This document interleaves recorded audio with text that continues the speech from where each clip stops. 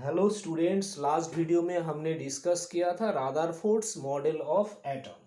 आज हम डिस्कस करेंगे Bohr's model of atom. So Rutherford model of atom में कुछ ड्रॉबैक्स है। Okay, so according to Bohr's model of atom, electron जो न्यूक्लियस के चारों ओर घूम रहा है, ओके, ये कुछ स्पेशल ऑर्बिट में न्यूक्लियस के चारों ओर घूमता है। ओके, इसको बोला जाता है डिस्क्रीट ऑर्बिट। कुछ स्पेशल ऑर्बिट में ही घूमता है ये न्यूक्लियस है। ओके, न्यूक्लियस के चारों ओर जो इलेक्ट्रॉन न्यूक्लियस सेंटर में है, ओके, न्यूक्लियस के चारों ओर जो इलेक्ट्रॉन घूमता है कुछ स्पेशल ऑर्बिट में ही घूमता है और इसको बोला जाता है डिस्क्रीट ऑर्बिट। और जब इलेक्ट्रॉन न्यूक्लियस के चारों ओर घूमता है तब ये कोई एनर्जी रेडिएट नहीं करता। No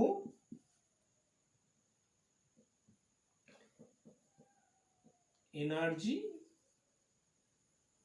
radiation. ओके, तो यहाँ पे जब इस ऑर्बिट का एक एनर्जी फिक्स्ड एनर्जी होता है, तो इस इलेक्ट्रॉन का भी एक फिक्स्ड एनर्जी होता है। ओके, तो ये एनर्जी रेडिएट नहीं करता, तो ये एटम का स्ट्रक्चर क्वाइट स्टेबल होता है। ओके, इसी के वजह से तो ये है बोर्स मॉडल ऑफ एटम। और इस ऑर्बिट को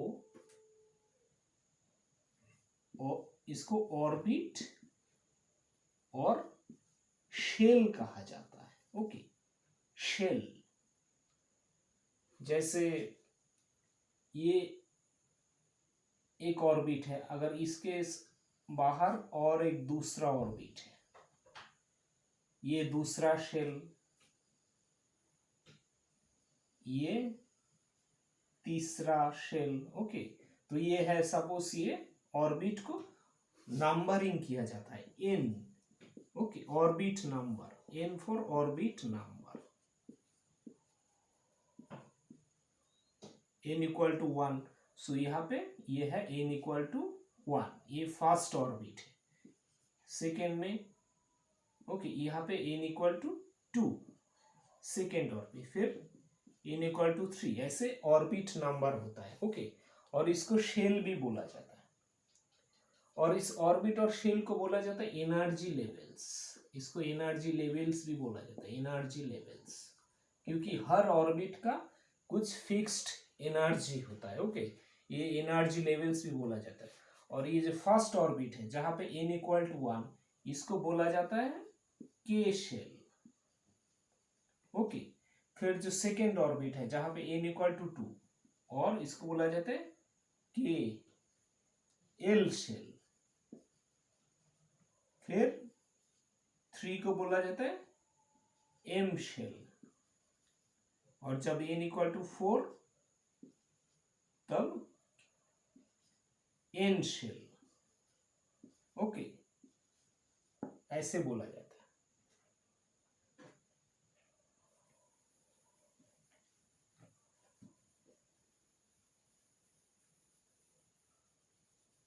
सो ये है बोर्स मॉडल ऑफ एटम।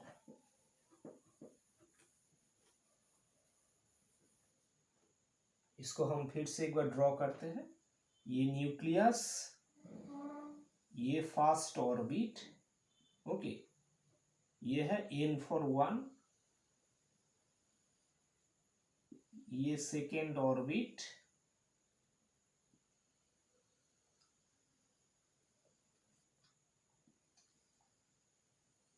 ये थर्ड ऑर्बिट,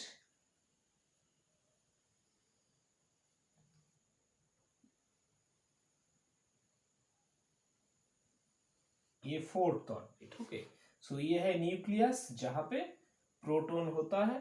ओके, और पॉजिटिव चार्ज होता है, और ये सेंटर में है, और ये है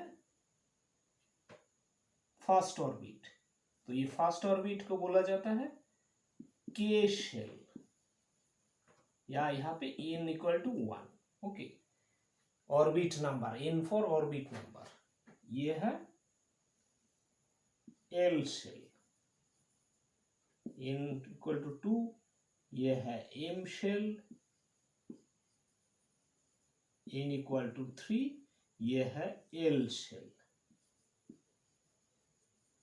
n इक्वल टू 4। ओके, तो यहाँ पे हर ऑर्बिट का एनर्जी लेवल्स होता है। ओके, एनर्जी कुछ फिक्स्ड एनर्जी होता है, इलेक्ट्रॉन्स इस हर ऑर्बिट में घूमता है। तो बोर्स ने ये सब अपने मॉडल में, एटॉम मॉडल में डिस्कस किया। अभी 1932 में साइंटिस्ट जे चैडविक और एक सब एटॉमिक पार्टिकल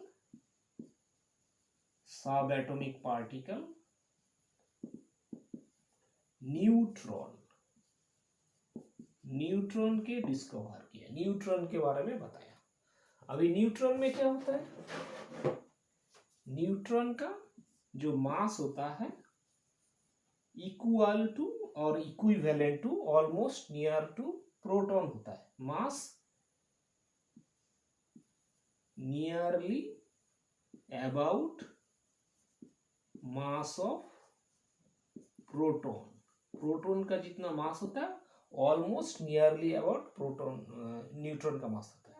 तो ये तो इलेक्ट्रॉन का मास नेग्लिजिबल है, तो इलेक्ट्रॉन से हैवी होता है। ओके, और प्रोटॉन का नियर, और न्यूट्रॉन न्यूट्रल होता है, इसका कोई चार्ज पॉजिटिव या नेगेटिव चार्ज नहीं होता। जैसे हमने पढ़ा था, प्रोटॉन का पॉजिटिव चार्ज, इलेक्ट्रॉन का नेगेटिव चार्ज, और न्यूट्रॉन न्यूट्रल होता है, कोई पॉजिटिव या नेगेटिव चार्ज नहीं होता। तो अभी जो एटम्स का सेंटर में ये न्यूट्रॉन रहता है। ओके, प्रोटॉन के साथ। ये अगर न्यूक्लियस है, यहाँ पे ऑर्बिट में इलेक्ट्रॉन घूम रहा है। ओके, ये ऑर्बिट है, ये सेकेंड ऑर्बिट है, ये यहाँ पे भी इलेक्ट्रॉन ऐसे घूम रहा है। तो ये जो न्यूक्लियस है, ओके, न्यूक्लियस में प्रोटॉन प्लस न्यूट्रॉन, ये न्यूक्लियस में होता है प्रोटॉन प्लस न्यूट्रॉन, और इलेक्ट्रॉन इस शेल में न्यूक्लियस के चारों ओर घूम रहा है। ओके, तो ये प्रोटॉन और न्यूट्रॉन का ही मेन मास होता है। तो वो जो एटम का जो मास होता है ये सेंटर में ही होता है, क्योंकि इलेक्ट्रॉन का तो मास नेग्लिजिबल है। ओके, और प्रोटॉन का और न्यूट्रॉन का सिग्निफिकेंट मास होता है। ओके, तो ये प्रोटॉन पॉजिटिव चार्ज होता है और न्यूट्रॉन न्यूट्रल होता है। तो न्यूक्लियस का जो मेन चार्ज है वो पॉजिटिव चार्ज है।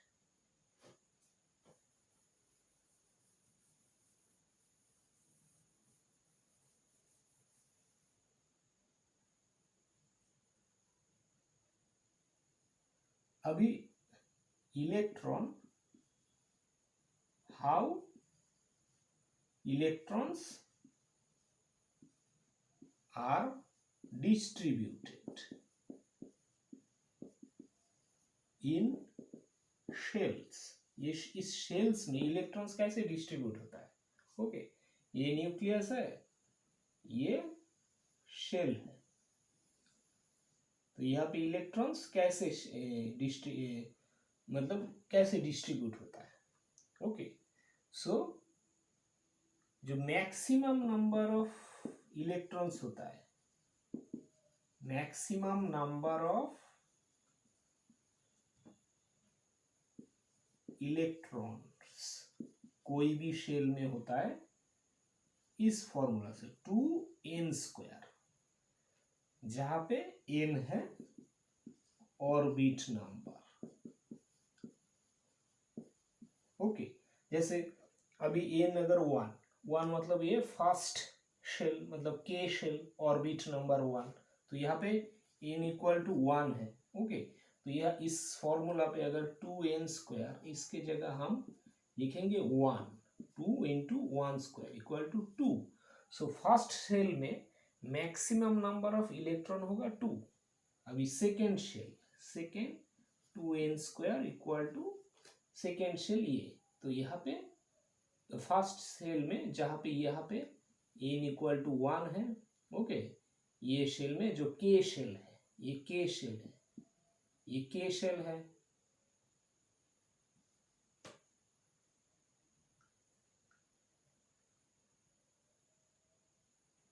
ये l शेल है जहाँ पे n इक्वल टू 2 होता है. तो सेकेंड शेल में होगा 2 इंटू 2 स्क्वायर इक्वल टू 8. तो यहाँ पे मैक्सिमम सेकेंड शेल में 8 इलेक्ट्रॉन रहेगा. ओके, 8 से ज्यादा इलेक्ट्रॉन यहाँ पे नहीं रह सकता. ऐसे ही थर्ड शेल अगर हुआ KLM, ओके, 2 इंटू 3 स्क्वायर मतलब 18 इलेक्ट्रॉन. ओके, ऐसे ही फोर्थ शेल में 2 इंटू 4 स्क्वायर मतलब 32. सो फोर्थ शेल में मैक्सिमम 32 इलेक्ट्रॉन रह सकता है. तो ऐसे ही मैक्सिमम नंबर ऑफ इलेक्ट्रॉन्स इस फॉर्मूला से हम निकाल सकते हैं. Okay, 2n square. अभी दूसरा है जो आउटर मोस्ट शेल होगा. जैसे कोई एटम में अगर 2 शेल है या 3 शेल हो सकता है, तो अगर 2 शेल है तो आउटर मोस्ट शेल होगा जो ये वाला. ओके, जैसे ये अगर एटम हमने कंसीडर किया तो इसका आउटर मोस्ट शेल है ये सेकेंड शेल. तो इस एटम में 2 ही शेल है. ओके, मैक्सिमम 2 ही शेल है. किसी एटम में एक शेल भी हो सकता है, जैसे ये एक एटम, ऐसे भी एक एटम हो सकता है. ओके, इस एटम में एक शेल है, इस एटम में 2 शेल है, किसी एटम में 3 शेल भी हो सकता है. ये एक शेल, ये 2 शेल, ये 3 शेल. ओके, 3 शेल हो सकता है. इसमें एक शेल, इसमें 2 शेल, ये 3 शेल. सो इसका आउटर मोस्ट शेल यही है. जो ये शेल एक ही शेल है, इसका आउटर मोस्ट शेल यहाँ पे 3 शेल है, तो ये है आउटर मोस्ट शेल. तो आउटर मोस्ट शेल इसका यही है, इसमें आउटर मोस्ट शेल यही है. ओके, तो आउटर मोस्ट शेल में मैक्सिमम 8 इलेक्ट्रॉन्स रह सकता है. Okay, so outer most shell में मैक्सिमम 8 इलेक्ट्रॉन्स रह पाएगा. सो ये जो सेकेंड है, maximum 8 electrons in outer most shell. Okay, ये जैसे मैंने बताया, अगर ये एक शेल है, ये दूसरा शेल है, तो ये जो आउटर मोस्ट शेल में मैक्सिमम 8 इलेक्ट्रॉन्स हो सकता है, 8 से ज्यादा नहीं. ओके, हो सकता है इसमें 18 इलेक्ट्रॉन रह सकता है, लेकिन इसमें 8 इलेक्ट्रॉन से आउटर मोस्ट शेल में होगा. ओके, और 3 नंबर पॉइंट है, पहले इनर शेल,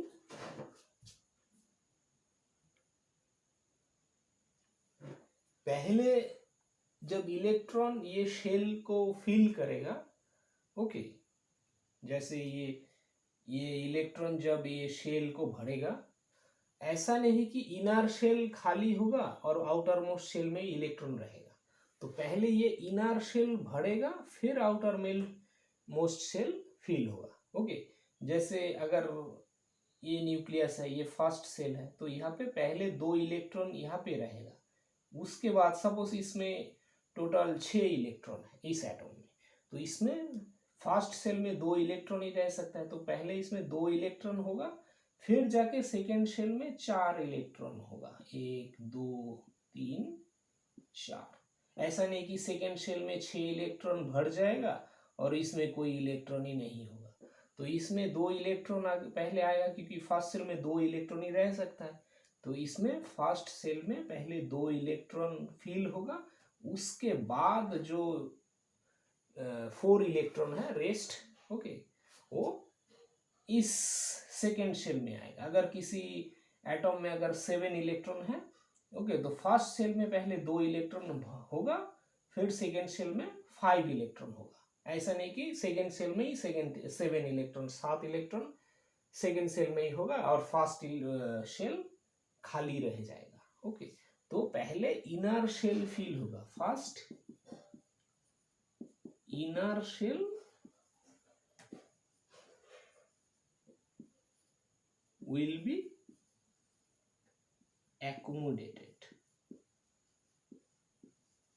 ओके, तो इनर शेल पहले फिल होगा, फिर उसके बाद वाला शेल फिल होता जाएगा। ऐसे ये electrons are distributed in shells.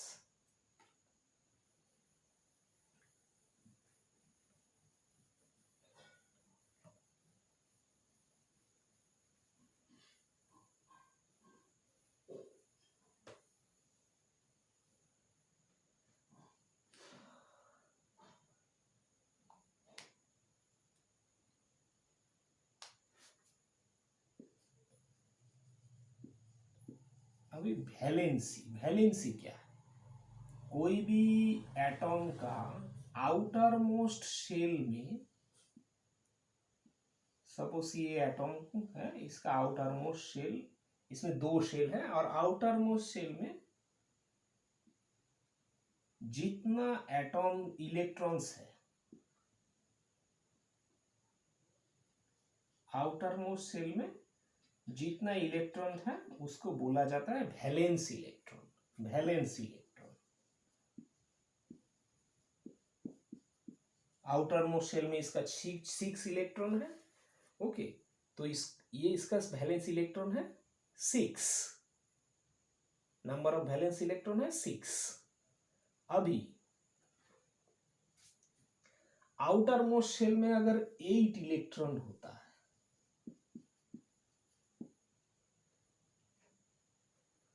तो इस एटॉम का जो केमिकल रिएक्टिविटी वो नहीं होता। ओके, केमिकल रिएक्टिविटी वो नहीं होता। क्यों नहीं होता? क्योंकि ये इसका जो एटॉमिक स्ट्रक्चर है वो उसको बोला जाता है स्टेबल ऑक्टेट।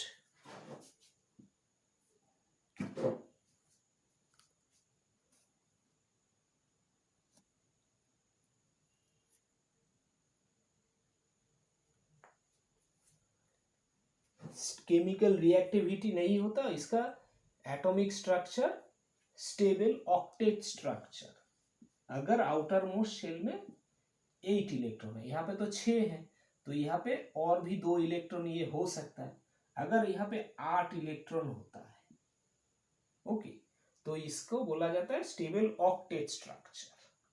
तो जो एलिमेंट का आउटर मोस्ट शेल में 8 इलेक्ट्रॉन्स ही है, उसका केमिकल रिएक्टिविटी बहुत लो होता है या नहीं होता, केमिकल रिएक्टिविटी नहीं होता, तो इसको स्टेबल ऑक्टेट स्ट्रक्चर होता है। ओके, जैसे कुछ एलिमेंट है, हीलियम हीलियम एक ऐसा एलिमेंट है जिसका एक ही शेल है, तो उसका एक ही शेल में 2 ही इलेक्ट्रॉन है। Okay, helium, neon, argon,